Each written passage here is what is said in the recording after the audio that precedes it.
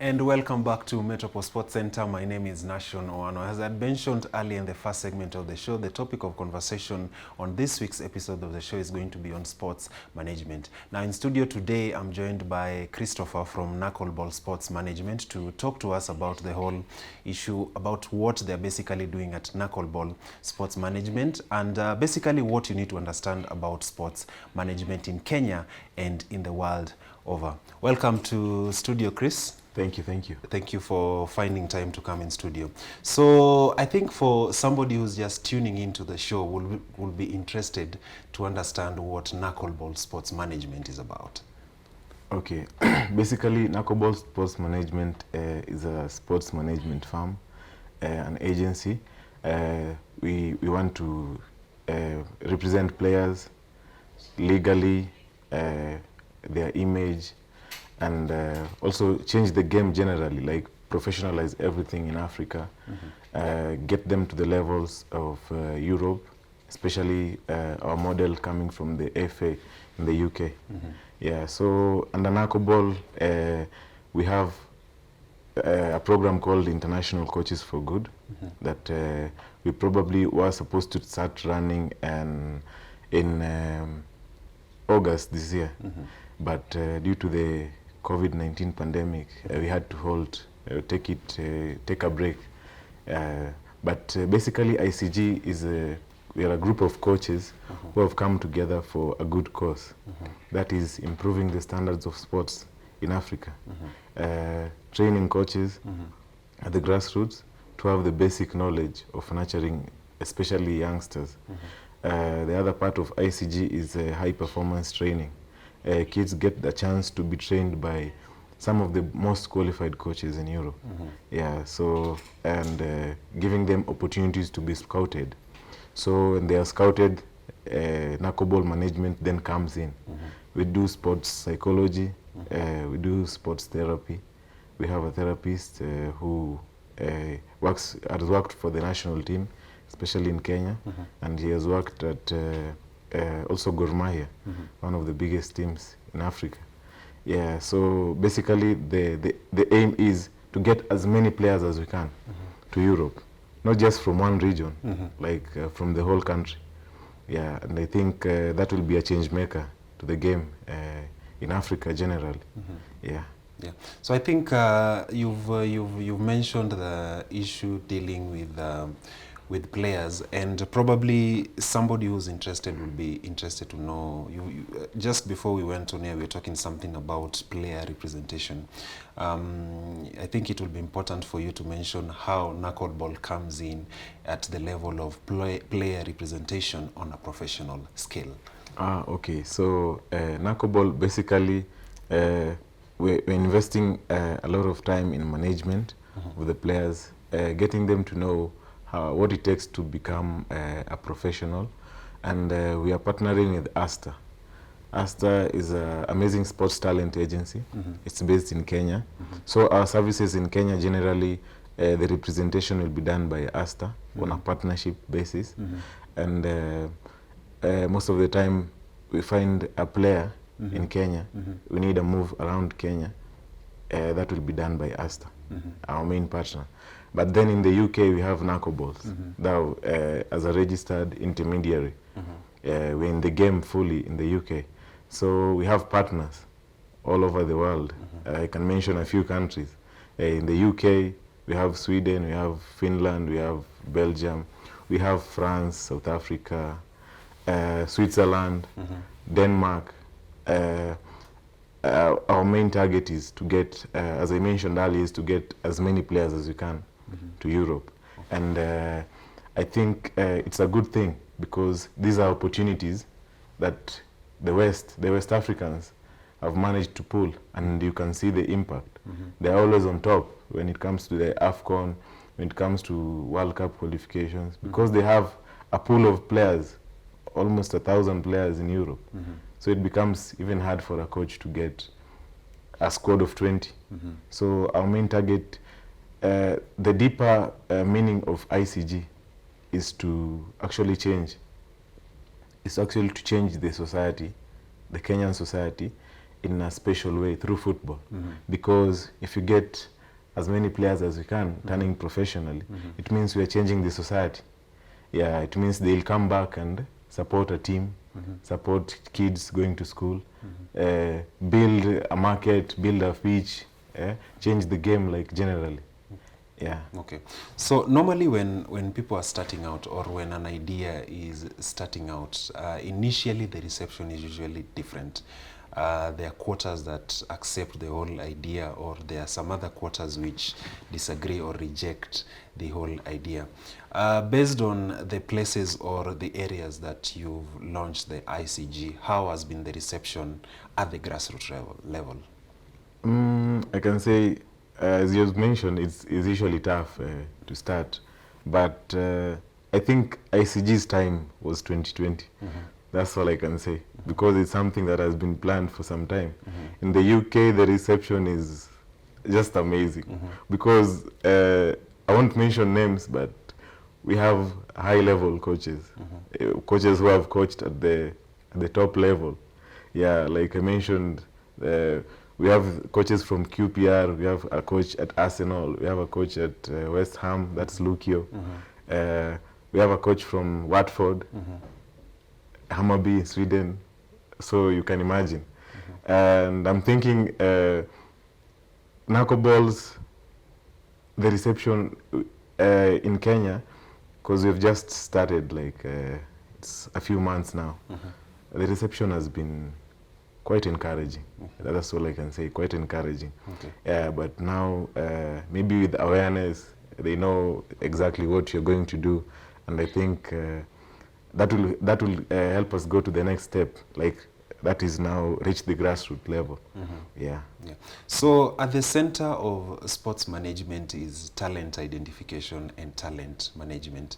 Maybe for our viewers, they would like to understand what's your talent identification guidelines. What are some of the processes that you probably go through before you identify, now I think this player is talented, deserves probably to play at Southampton, or probably is supposed to play at QPR? Okay, I'll mention briefly about the players we have here in Africa. We have two special talents in South Africa. One is 16 and the other one is 19. Personally, I've seen them play. I've trained them in quite some international coaching camps and soccer camps. So I'd say we have a team in Europe. Probably they're the ones who do reviews for top tier clubs.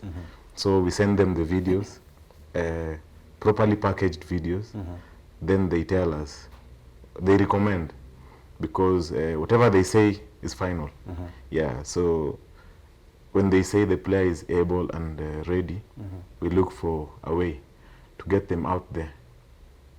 Okay. Yeah, because at some point we had two kids from Kenya. Just a visit to the UK, where they got to train with the Shooting Stars FC, London. It's coached. It's Luke is the director. They played against West Ham, and it was quite commendable. Yeah, so we are trying to get as many kids as we can on board through various one-on-one sessions here in Kenya, through Zoom meetings, through the videos. We profile the players. We show them how to make a professional resume, how to get the best out of you in a short span of time, because at times people don't wait. And we are partnering with with a coach. I won't mention names, but in London, he's coached Michael Carrick. He's coached Dele Alli, high performance training. He's coached Thierry Henry. So you can, when I mention Henry, you know the kind of experience That's the coach legendary. has. Yeah. So we get players there. It's a high performance camp, and trust me, when the player comes from that camp, you know the results. Definitely Yeah. outstanding results. Yeah. Now, we're still talking about the whole issue of talent within sports management. I mean, I think you've interacted with a couple of or many talented youngins or individual. From where you stand, what's usually the main challenge that you see with upcoming talent in the sphere of sports? I'd say we come to management now. I'd say how a kid moves from under 11 to under 17. You find that most of the time it's our system that spoils everything. You see a kid playing very well during national games at primary level, primary school level, but then he gets lost. You never get to hear about him in high school. Yeah. Now there comes choice of school, the type of school that a parent chooses to take a kid, okay? Because there are schools that you play only, I think, for 1 hour or something. Yeah. So actually, most of the schools, with our system of education, you'll find that the focus is mainly more on academics. On academics. Yeah, actually, that is, you've mentioned another answer. That is where we go wrong, because in the UK and in Europe, most countries, by 2, the kids are done with school. Yeah, so after they're done with school, academy, it starts around 2:33, and they're usually there on time. So you see the discipline, as Lukio talked about it, the discipline is instilled from a young age, like 4 years. You know, after kindergarten, you have to go to the play school, where you just kick the ball around. Yeah. That's how you gain interest True. to the game. Okay, so I'd say in Kenya, what we are planning to do is work with the schools, work with teachers, primary schools, and because the system won't change, we'll still need our kids to be in school. But we have to educate the schools on the importance of these kids participating in competitive sports. Yeah, so maybe coming up with the weekend leagues, just weekends. They get a lot of playing time. Yeah, so we're still in discussion with quite a number of people to see how we can implement it in Kenya. Okay. Yeah. So an interesting wing of Knuckleball Sports Management is Dream Alive. Could you kindly talk to us about what Dream Alive is about? Okay, I'll mention about Dreams Alive. It's an organization. Initially, we founded it with Lukio. Yeah, is like a big bro to me. Yeah, he's my mentor. He's a give back. So I'm like, we go to their shags, we go to our shags. You know the conditions, I don't need to explain. Yeah. Kids are just running here and there. Without shoes, of course. Yeah, and then you go to the field, you see the kind of potential that is there, uncoached. Yeah. Uncoached and nurtured, just the natural raw talent. It was immense. So we decided, the main challenge also, you know, in our villages is education. We have early marriage, we have early pregnancies. We have all those stereotypes brought about by culture. So we said, first we empower them, we educate them, then we nurture them. Mentorship, we change the whole face of the community. Now, when a lot of kids are educated, it means their thinking changes in the community. How they view things changes. Once they get exposed, when you bring a kid to Nairobi, you tell him, you see, I want you to be the one doing this in the village. We want our village to look like this. Yeah. That's a challenge you instill in the kid. So after some years, you find that their thinking has drastically changed. So our main aim was, now after doing all that, we said, let us have a main tool. Then it became football, because he's a trained coach, I'm a trained coach, though a bit lower than him. But we said, let's use football. Because we know the kind of talent that is there in the grassroots. So let's nurture them first, and then mentor them, make them believe that they can be pros at some point, and give them the platform to be seen. So Dreams Alive is about the platform, and generally a community changing initiative that brings about everyone in the community to support their kids in education, in sports, in any other talent that they may have. Yeah, because we believe the kids are blessed in a special way, not just football, but they can do art, music, and anything. But they have to believe, the self-belief. So we're using a lot of people in the arts industries, just going to mentor the kids. Yeah. Interesting you mentioned the aspect of mentorship, because usually the problem that we have in our society, even right now, even beyond sports in itself, is the lack of mentorship. Like individuals like people that lack people that they can actually look up to. Now, because we're talking about the issue of mentorship, you'll probably mention some of the notable people that you're working with at the Dreams Alive Foundation. Okay, I'll start with locally. We have Junior Sami is a diplomat, qualified with international relationship expertise. We have Kahiro Karuri. He's an engineer by profession and avid football lover. He's a pastor. Like Interesting. Yeah, we say it's a calling. Yeah. He's a pastor. He mentors youth. So he's been doing it for years. So going across, overboard we have Lukio, we have Rob Andre, we have Vinay, we have Lee, just to mention a few. If the list is big. Yeah. So we usually do Zoom. At the moment we usually do Zoom and a lot of webinars.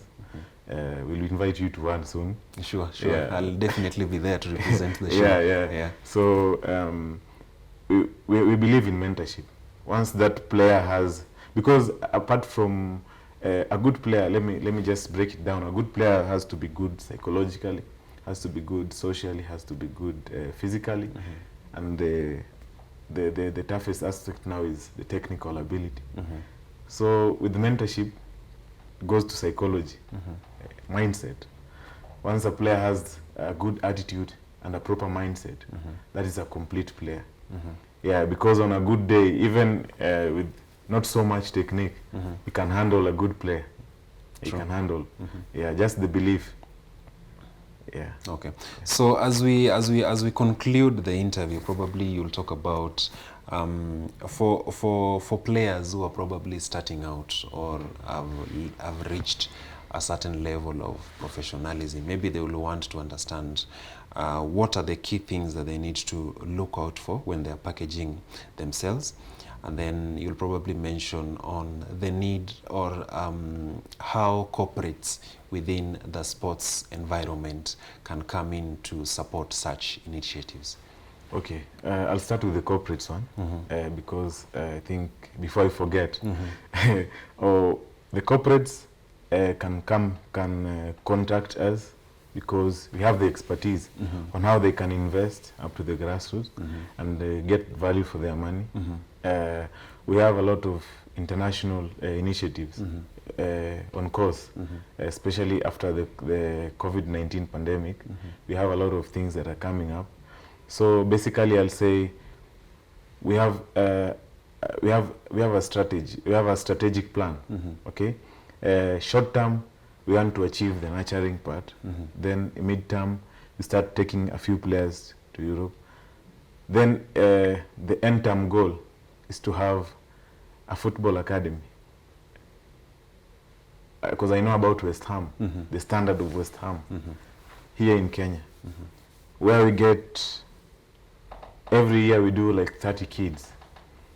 30 kids, you know the end goal. Yeah. They will be getting opportunities through our partners in Europe because it's a on-call basis. Someone may be having an issue, they want a striker who's 18 years old, and we have one good one because it will have overstretched the whole country, like going to the grassroots and getting players who we believe have the right attitude, right mindset, and their skill can be improved to a professional level. Yeah, so that is about corporate. They can invest, but I know the fear corporates have. You know, where is our money going? Yeah, they want to see return on investment. Yeah, but ours is an international initiative run by international special people who are specialized in management, specialized in football, and they will see the results. Okay. Yeah, coming from our first ICG camp this year, I think it will be for them to see how things are run. Okay. Yeah, and about kids who want to turn professional, I talk about personal. I believe in being personal. One, great mindset. Two, proper attitude. Then I go to we call them 4 corners of FA. Is in the English DNA we call them 4 corners. That is, work on your technique, work on your psychological strength, work on your physical ability, then work on your social, how you deal with the community, how you deal with your teammates. And that's for a start. I think the others maybe on a one-on-one basis, you can be able to tell them more about knuckleballs and how they can turn pro, because that is our main aim. We want to see the society change. So we want to change the game totally in the Kenyan football. Okay. Yeah. Thank you so much, Chris, for finding time to come and talk about issues, sports management. I think we'll keep in touch and follow up on the whole knuckleball story and see how that the progress of what you guys will be doing. Now, that wraps up our episode today on Mentorship Sports Center. Today was a special episode on sports management because it is a conversation that we're usually talking about every now and then on Mentorship Sports Center. Do wish you a fantastic week ahead of you.